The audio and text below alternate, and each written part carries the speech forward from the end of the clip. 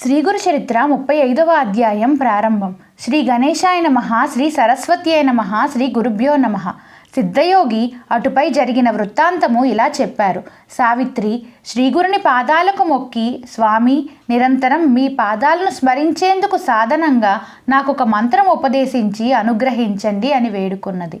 శ్రీగురుడు, అమ్మ, స్త్రీలకు భర్తను సేవించటం కంటే మోక్షానికి వేరొక మార్గం లేదు. స్త్రీలకు మంత్రోపదేశం చేయకూడదు.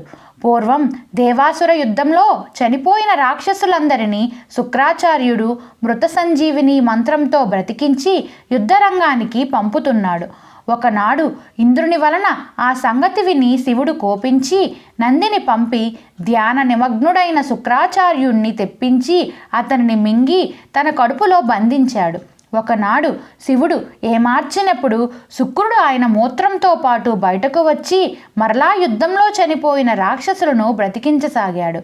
ఏ మంత్రమైనా స్త్రీకి ఉపదేశమిస్తే నిర్వీర్యమవుతున్నదని, అందులో మృత సంజీవిని మంత్రం మూడవ వానికి ఉపదేశించగానే మృతమైపోతుందన్న విషయం స్మరించి శివుడు బృహస్పతిని పిలిచి అతనికి ఒక ఉపాయం చెప్పాడు. బృహస్పతి తన కుమారుడైన కచుని అందుకు నియమించాడు. కచుడు వెళ్ళి శుక్రాచార్యునికి సాష్టాంగ నమస్కారం చేసి, అయ్యా, నేనొక విప్రకుమారుడును. అపారమైన మీ యశస్సు విని విద్యార్థినై మీ వద్దకు వచ్చాను. నన్ను స్వీకరించండి అన్నాడు. శుక్రుడి కుమార్తె దేవయాని అతన్ని చూసి మోహించి తన తండ్రిని అందుకు ఒప్పించింది. కానీ రాక్షసులు కొద్ది కాలానికి కచుడు శత్రుపక్షం వాడని తెలుసుకున్నారు. కానీ శుక్రాచార్యునికి చెప్పే సాహసం చేయలేదు. ఒకనాడు కచుడు సమిధలు తేవడానికి అడవికి వెళ్ళినప్పుడు రాక్షసులు అతనిని రహస్యంగా అక్కడే చంపేశారు. దేవయాని మొరపెట్టుకొనగా శుక్రుడు తన దివ్యదృష్టితో తెలుసుకొని మృత సంజీవని మంత్రంతో అతనిని తిరిగి బతికించాడు. రాక్షసులు మరొక్కసారి అతనిని చంపి దహనం చేసి ఆ బూడిద 4 దిక్కులకు విరజిమ్మేశారు. కానీ శుక్రుడు మరలా అతన్ని బతికించాడు. రాక్షసులు అతన్ని మళ్ళీ చంపి భస్మం చేసి నీటిలో కలిపి శుక్రుని చేతే తాగించారు. ఈసారి దేవయాని మొరపెట్టుకున్నప్పుడు శుక్రాచార్యుడు తన యోగ దృష్టితో జరిగినదంతా తెలుసుకొని ఆమెతో అన్నాడు, అమ్మాయి, రాక్షసులు అతనిని నా కడుపులోకి పంపేశారు. ఇప్పుడు కచుణ్ణి బ్రతికిస్తే నేనే చనిపోవలసి వస్తుంది అని. అప్పుడు ఆమె తండ్రి, నేనతన్ని వివాహం ఆడాలని ఎన్నో ఆశలు పెట్టుకున్నాను. అతడు లేక నేను బతకలేను అన్నది. ఆ రాక్షస గురువు ఈ మంత్రం నాకొక్కడికే తెలుసు, ఇతరులకు చెప్పకూడదు అన్నాడు. ఆమె తండ్రి, నీ కుమారునైన నాకు ఆ మంత్రం ఉపదేశించు.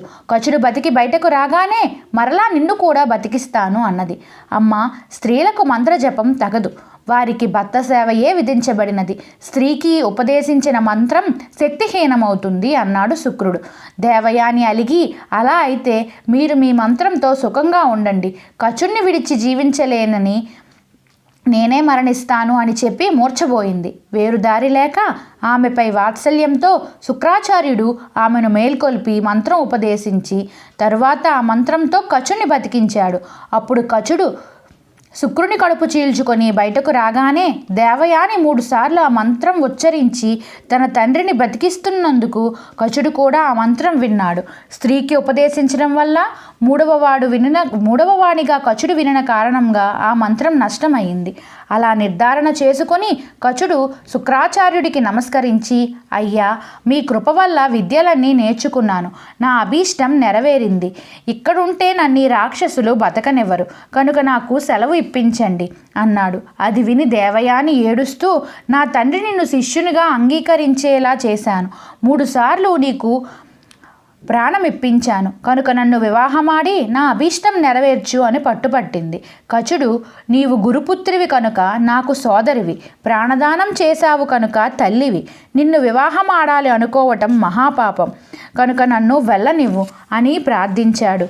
కానీ ఆమె కామవశమై, కృతజ్ఞుడా, నా సహాయంతో నీవు నేర్చిన విద్యలన్నీ మరిచిపోదువుగాక అని శపించింది.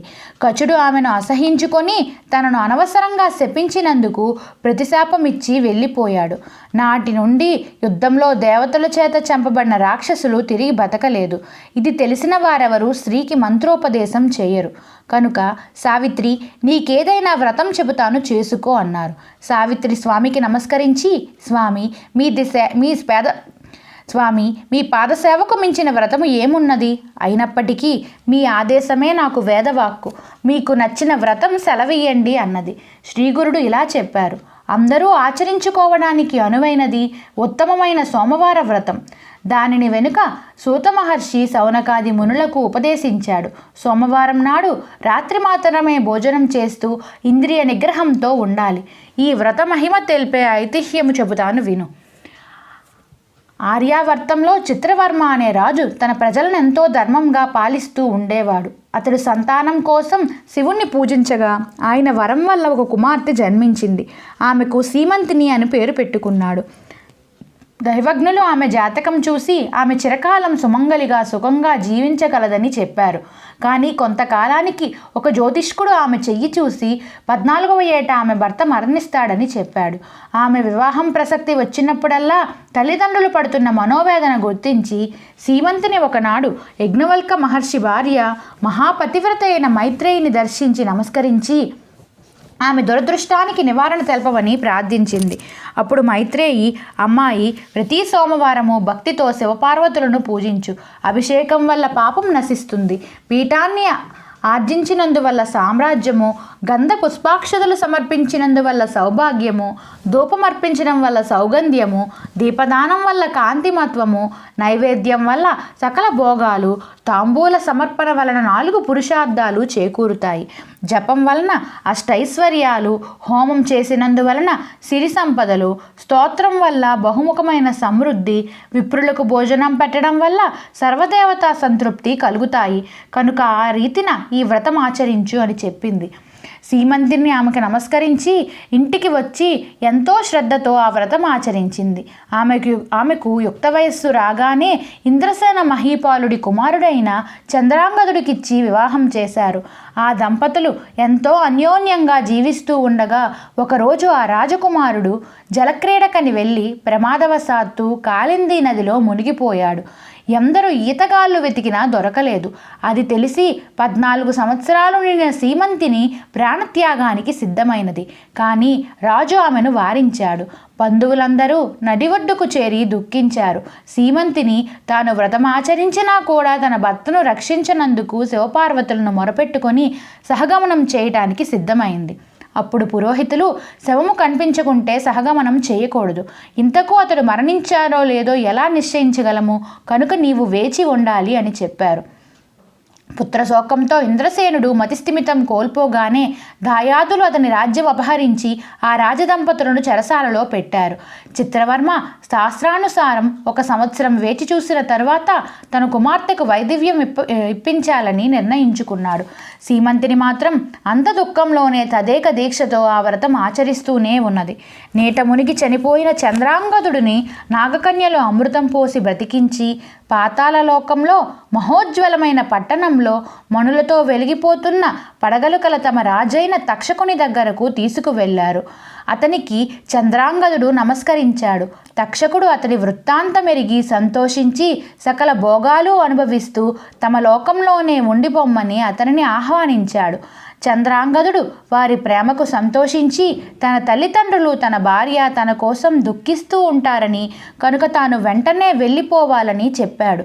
అప్పుడు తక్షకుడు అతని చేత అమృతం త్రాగించి అతని భార్య కోసం ఒక పాత్రలో అమృతం ఇచ్చి అతన్ని సత్కరించి తననెప్పుడు స్మరించినా ఆపదలో రక్షించగలమని చెప్పి పంపాడు. తక్షకుడు ప్రసాదించిన దివ్యాంశం మీద చంద్రాంగదుడు తిరిగి నది ఒడ్డుకు చేరాడు. అమృతం త్రాగడం వలన దివ్య వచ్చస్తుతో వెలిగిపోతూ దివ్యాశ్వంపై నీటిపై నుంచి వచ్చిన చంద్రాంగదుడిని చూసి సీమంతిని ఆశ్చర్యపోయింది. ఆ రోజు సోమవారం. సీమంతిని తన పరిచారికలతో స్నానం చేయటానికి నది వచ్చింది.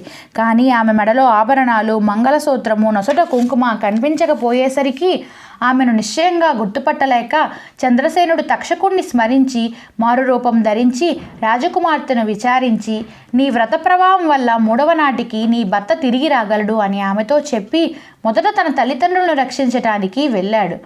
వారి రాజ్యం అపహరించిన దాయాదులకు తాను తక్షకుని వరం పొంది వచ్చిన సంగతి తెలుపుతూ రాజ్యం తిరిగి అప్పగించమని, లేకుంటే వారిని యుద్ధంలో శిక్షించగలనని హెచ్చరిస్తూ చంద్రాంగదుడు కబురు చేశాడు.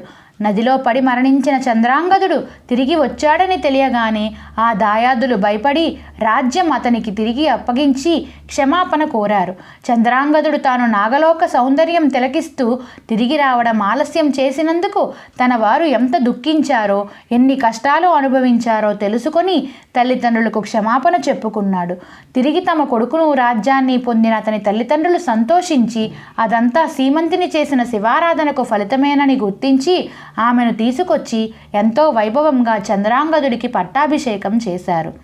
శ్రీగురుడు చెప్పినది విని దత్తుడు నమస్కరించి, స్వామి, పరమ పవిత్రము శ్రేయోదాయకము అయిన మీ పాదసేవ మాకు చాలదా? త్రిమూర్తి స్వరూపులైన మీ పాదస్మరణ మాలో నిరంతరం జరిగేలా మమ్ము దీవించరాదా? వేరొక వ్రతం ఎందుకు అన్నాడు శ్రీగురుడు. ఇది మా ఆజ్ఞ. ఈ వ్రతం చేస్తే కానీ మీ సేవ మాకు అందదు, కనుక ఈ వ్రతం చేసుకోండి అని చెప్పి వారిని ఆశీర్వదించి పంపివేశారు. ఇంతలో తమ పుత్రుడు ఆరోగ్యంతో సుఖంగా గురు సన్నిధిలో ఉన్నాడని తెలిసిన గోడేనాథుడు అతని భార్య వాళ్ళను చూడటానికి అక్కడికి చేరుకున్నారు. వారు శ్రీగురుని దర్శించి జరిగినదంతా తెలుసుకొని 1000 మంది బ్రాహ్మణులకు సమారాధన చేసి కొడుకు కోడళ్లను తీసుకొని స్వస్థానం చేరుకున్నారు. సావిత్రి, దత్తాత్రేయులు శ్రీగురుడు చెప్పిన వ్రతం ఆచరించి కాలాంతరంలో పూర్ణాయువులైన కొడుకులను కన్నారు. చనిపోయిన ఒక వ్యక్తిని తిరిగి బతికించి శ్రీగురుడు ఒక విధవరాలికి తిరిగి సౌభాగ్యం ప్రసాదించారన్న వార్త నలుదిక్కులకు పాకిపోయింది. శ్రీ దత్తాయ గురువే నమః. శ్రీ శ్రీపాద వల్లభాయ నమః. శ్రీ నృసింహ సరస్వత్యై నమః. గురుచరిత్ర 35వ అధ్యాయం సమాప్తం. నా వీడియో మీకు నచ్చినట్లయితే నా ఛానల్ని సబ్స్క్రైబ్ చేసుకోండి. నా వీడియో లైక్ చేయండి, షేర్ చేయండి. Thank you.